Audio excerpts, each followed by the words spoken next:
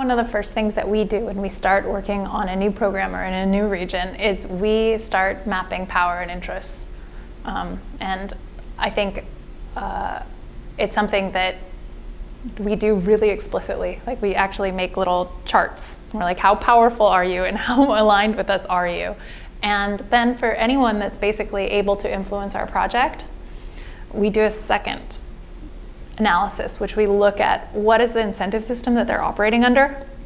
How is what we're doing, how could it be a risk, or how could it be a benefit to them? And then given their incentive structures, what are our levers for change?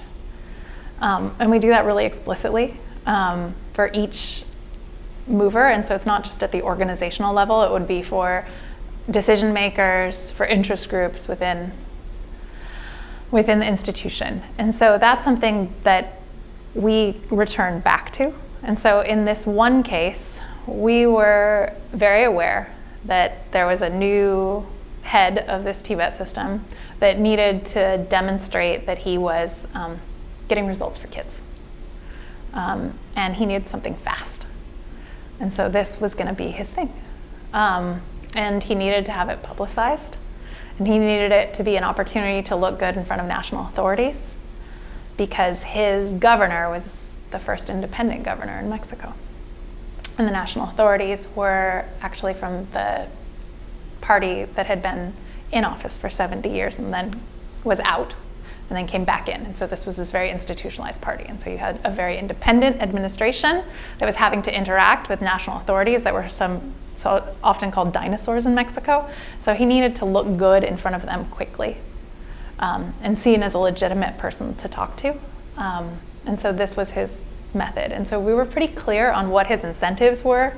And we kept in mind the incentives and disincentives around school principals for each step of the way, and deciding in which cases are we going to use a carrot and in which cases are we going to use a stick for the different actors, and what our stick was and who was going to use it.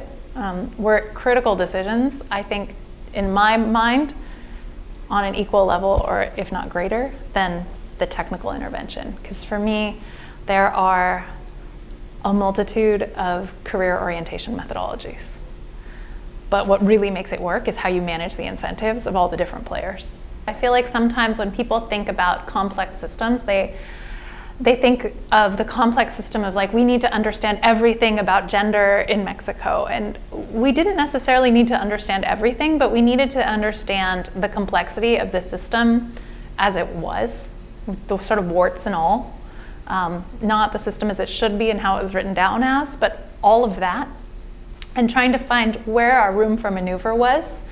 And I think that this is something that isn't talked about enough, is being able to find a champion for whatever their motivations were, being able to understand the way through a complex system, find your room for maneuver, being willing to go into all the complexity of that system to find one simple intervention, and then finding an institutional champion that is aligned with your interest on this issue, that might not be, a savior in all senses of the word, but can work with you on this issue, to be able to get you to a meaningful level of scale. And then I think also referring back to another critical point that I think the person from JPAL came up with is we did not choose our indicators without engaging with the national authorities.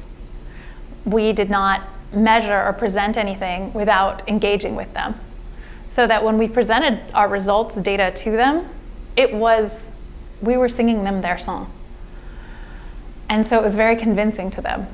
Our data collection, I don't think, would win any awards or really even pass muster with anyone for like an effective M&E system on this particular issue. But that wasn't our purpose. Our purpose was to change this policy.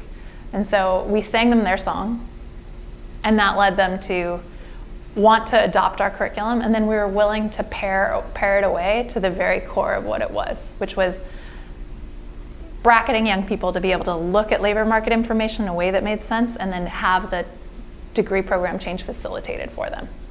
Everything else was on the table for negotiation. So I think those were the essential pieces.